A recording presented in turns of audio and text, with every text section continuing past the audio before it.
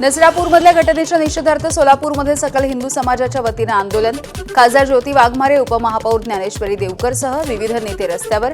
नराधमाला फाशीची शिक्षा देण्याची आंदोलकांची मागणी. नसरापूरच्या घटनेच्या निषेधार्थ बीडमध्ये सर्वपक्षीय एकवटले. अत्याचाराच्या घटनांची पुनरावृत्ती होऊ नये यासाठी कायदा करण्याची आंदोलकांची मागणी. आरोपीला फाशी देण्याच्या संदर्भात आंदोलकांचं जिल्हाधिकाऱ्यांना निवेदन. नसरापूर अत्याचार आणि हत्येच्या प्रकरणी संपूर्ण राज्यभरामधून निषेध व्यक्त होतोय. धुळे शहरामध्ये सकल ब्राह्मण समाजाकडून धरणे आंदोलन. नराधमाला फाशीची शिक्षा देण्याची मागणी. नसरापूर लैंगिक अत्याचाराच्या प्रकरणामध्ये मुलीच्या तोंडात आढळला मोजा. शवविच्छेदन अहवालामधली धक्कादायक माहिती समोर आली आहे. श्वास कोंडल्यामुळे मुलीचा मृत्यू झाला तर शरीरावरती जखमा आणि बळ आढळले. माझ्या नवऱ्याला फाशी नाही तर जाळून टाका, नसरापूरमधील नराधम आरोपीच्या पत्नीची मागणी आहे. तर त्याला बाप म्हणून घ्यायची देखील लाज वाटते. आरोपीचा मुलगाही संतापला. खासदार सुप्रिया सुळे यांनी मुख्यमंत्र्यांची भेट घेतली आहे. नसरापूरच्या प्रकरणामध्ये स्वतः लक्ष घालणार असल्याचं मुख्यमंत्र्यांचं आश्वासन. खासदार सुप्रिया सुळे यांनी ही माहिती दिली आहे.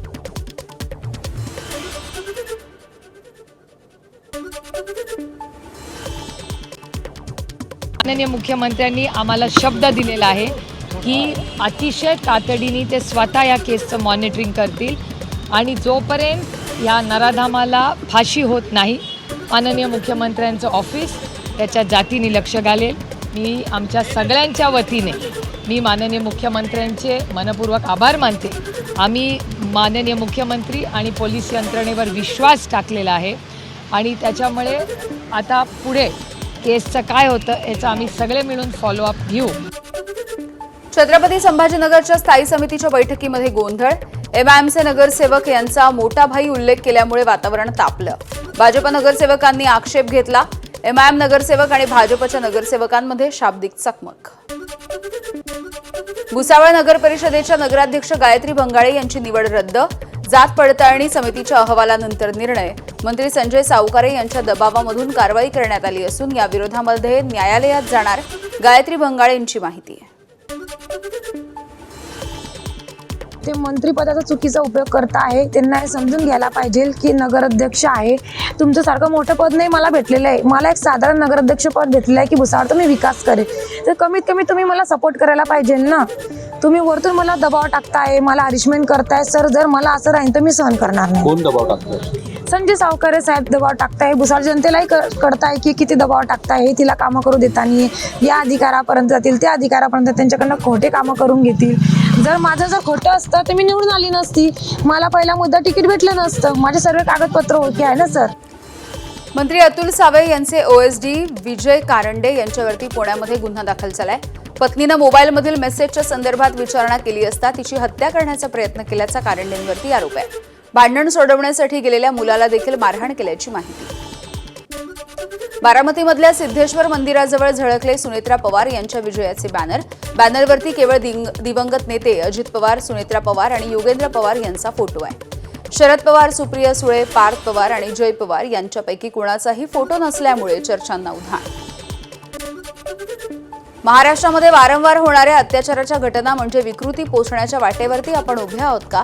महाराष्ट्राच्या गृहमंत्र्यांचा नाकर्तेपणा याला जबाबदार आहे का? उद्धव ठाकरे यांचा एक्स पोस्टच्या माध्यमातून मुख्यमंत्री देवेंद्र फडणवीसांना सवाल. काही जण लोकशाहीच्या छातीवरती नाचतायत. ज्या पद्धतीनं पाकिस्तान आणि रशियामध्ये निवडणुका होतात त्याच पद्धतीनं भारताची देखील वाटचाल सुरू आहे. खासदार संजय राऊत यांचा 5 राज्यांच्या निवडणुकांच्या निकालावरती सामनामधून निशाणा. पराभव झाल्याच्या नंतर जनतेनं नाकारलं हे मान्य करण्याची राजकीय परंपरा असते. मात्र काही लोकांची ईव्हीएम आयोग आणि सुरक्षा दलावरती आरोप करण्याची सवय अजूनही गेलेली नाही. नवनाथ बन यांची संजय राऊतांवर टीका. अमरावतीच्या अचलपूरमध्ये भाजपचे आमदार प्रवीण तायडे यांचा भन्नाट डान्स. पश्चिम बंगालमध्ये भाजपला मिळालेल्या मोठ्या विजयानंतर तायडे यांनी कार्यकर्त्यांच्या सोबत ठेका धरलाय. रत्नागिरी रेल्वे स्थानक परिसरामध्ये रिक्षाचालक आणि मिरची विक्रेते यांच्यामध्ये फ्रीस्टाईल हाणामारी झाली. क्षुल्लक कारणावरून वाद विकोपाला पोहोचला. मारहाणीचे व्हिडिओ सध्या सोशल मीडियावर व्हायरल. नाशिकमधील भोंदू अशोक कराच्या प्रकरणी ईडीच्या चौकशीमध्ये प्रतिभा चाकणकर यांचे खळबळजनक असे दावे. धार्मिक कामांसाठी प्रतिभा चाकणकर यांनी खऱ्यातला आधार कार्ड देखील दिलं होतं, तर त्याचा गैरवापर करून बोगस खाती उघडण्यामध्ये आल्याचा प्रतिभा चाकणकर यांचा दावा आहे. पालघरमध्ये अघोरी पूजा करण्याच्या बहाण्यानं अल्पवयीन चिमुकलीवरती भोंदू बाबाकडून लैंगिक अत्याचार. 55 वर्षीय भोंदू आरोपीला पालघरच्या कासा पोलिसांनी ताब्यात घेतलं. नांदेडमध्ये पोलिसांच्या समोर गावगुंडांचा हैदोस. मनपाच्या अतिक्रमण पथकामधील कर्मचाऱ्यांना जीवघेणी मारहाण. व्हिडिओ सोशल मीडियावर व्हायरल. पुण्याच्या धानोरी भागामधल्या गोकुळनगर इथे कोयता हातामध्ये घेऊन दहशत माजवण्याचा प्रकार घडलेला आहे. अनेक गाड्यांची तोडफोड देखील या ठिकाणी करण्यात आली आहे आणि अनेक चारचाकी गाड्यांच्या काचा देखील फोडण्यात आल्या.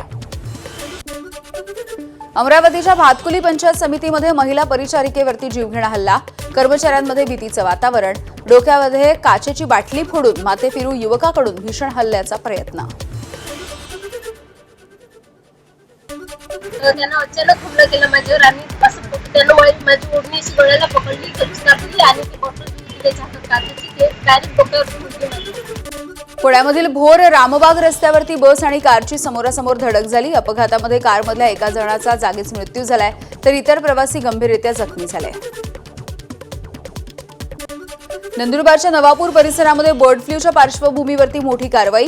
4 दिवसांमध्ये 8 पोल्ट्री फार्ममधील तब्बल 1,93,000 कोंबड्या आणि 8 लाखांपेक्षा अधिक अंडी नष्ट करण्यात आली.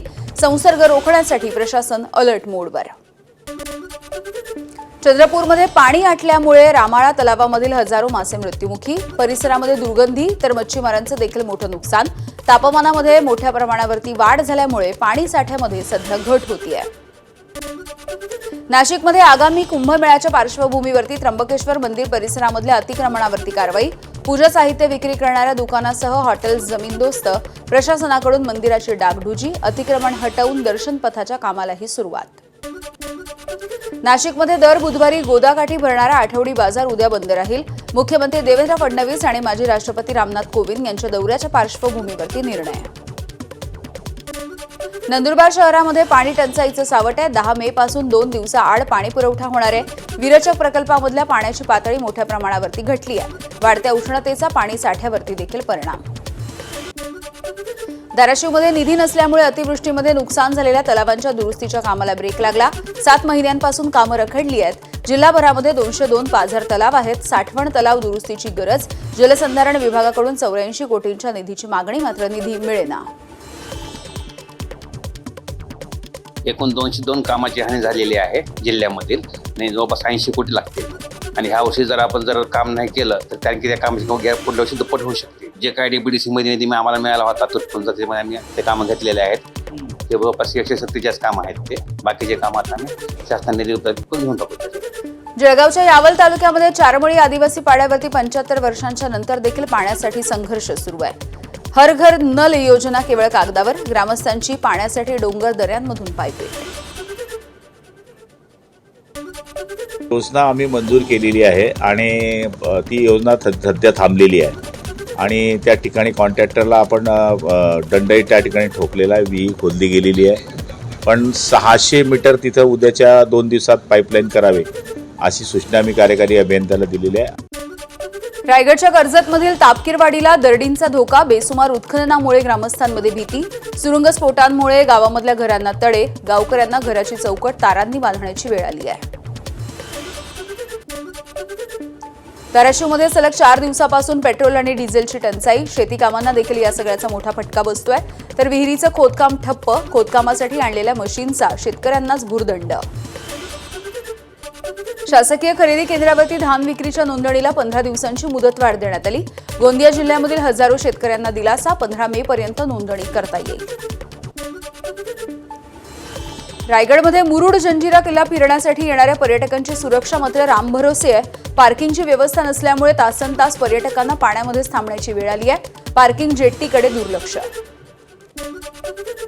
रत्नागिरीमधल्या ऐतिहासिक दाभोळ खाडीला पर्यटनाचा नवा आयाम. केरळच्या धर्तीवरती विस्तीर्ण बॅकवॉटरचा वापर करत हाऊसबोट सेवा सुरू. गृहराज्यमंत्री योगेश कदम यांच्या हस्ते पार पडला हाऊसबोटीचा लोकार्पणाचा सोहळा.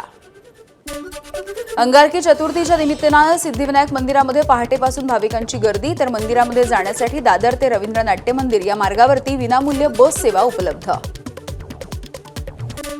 जालन्याच्या राजूर इथल्या राजुरेश्वर गणपती मंदिरामध्ये अंगारकी चतुर्दशीच्या निमित्तानं केशर आंब्यांची सजावट 251 किलो केशर आंब्याचा वापर करण्यात आलाय.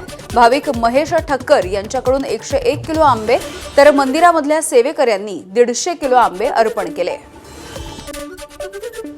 जळगावमध्ये वाढतं तापमान आणि अंगारकी चतुर्थीच्या पार्श्वभूमीवरती पाळधी इथल्या 31 फूट उंच गणपतीच्या मूर्तीला चंदनाचा लेप. दर्शनासाठी भाविकांची गर्दी. महाराष्ट्राची कुलस्वामिनी आई तुळजाभवानीच्या तुळजापूरमध्ये नगारा अर्पण सोहळा संपन्न. खंदारे कुटुंबियांच्या घरापासून तुळजाभवानी मंदिरापर्यंत भव्य नगारा मिरवणूक तर तुळजाभवानीच्या धूप आरतीच्या वेळेला नगारा वाजवण्याची परंपरा. बुलडाण्याच्या संग्रामपूरच्या अंबाबर्वा अभयारण्यामध्ये 9 वाघांसह 690 प्राण्यांची नोंद. वैशाख पौर्णिमेच्या रात्री चंद्राच्या प्रकाशामध्ये पाणवठ्याच्या जवळ मचाण उभारून प्राण्यांची गणना करण्यात आली. बीडच्या कृषी प्रदर्शनामध्ये दक्षिण अमेरिकेमधील 5.5 फूट लांबीचा इग्वाना सरडा मुख्य आकर्षण ठरतोय. छत्रपती संभाजी महाराज क्रीडांगणावरती राज्यस्तरीय 5 दिवसीय कृषी प्रदर्शनाचं आयोजन. राज्यभरामध्ये लवकरच शिक्षक भरती होणार आहे. पवित्र पोर्टलवरती जाहिरात नोंदणीची प्रक्रिया सुरू. 31 मे पर्यंत जाहिराती प्रसिद्ध करण्याची शिक्षण विभागाची मुदत. परीक्षेसाठी 2,28,000 उमेदवारांची नोंदणी. 12वी पुरवणी परीक्षेसाठी आजपासून अर्ज भरता येणार. राज्य मंडळाने जाहीर केलंय वेळापत्रक. जून-जुलैमध्ये या संदर्भातल्या परीक्षा होणार आहेत. गोंदिया जिल्ह्यामधल्या 4 गावांमध्ये जनगणनेवरती बहिष्काराचे बॅनर लावण्यात आलेले आहेत. ओबीसींसाठी स्वतंत्र रकाना नसल्यामुळे जनगणनेवरती बहिष्कार. सालेकसा तालुक्यामधल्या तिरखेडी, गांधीटोला, भजेपार आणि बोदलबोडी या 4 गावांनी बहिष्कार टाकलाय. वाशिममध्ये प्राथमिक टप्प्यामध्ये स्वइच्छेनुसार ऑनलाईन पद्धतीनं जनगणना प्रक्रिया केली जाऊ शकते. मात्र सोशल मीडियावरती जनगणनेच्या संदर्भात फेक माहितीचे फॉर्म सध्या व्हायरल होत आहेत. तर असा कुठलाही फॉर्म न भरण्याचं जिल्हाधिकाऱ्यांचं आवाहन.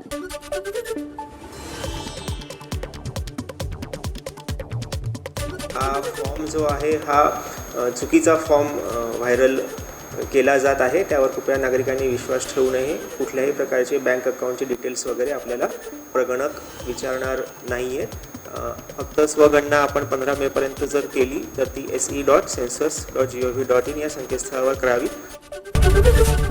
एबीपी माझा, उघडा डोळे बघा नीट.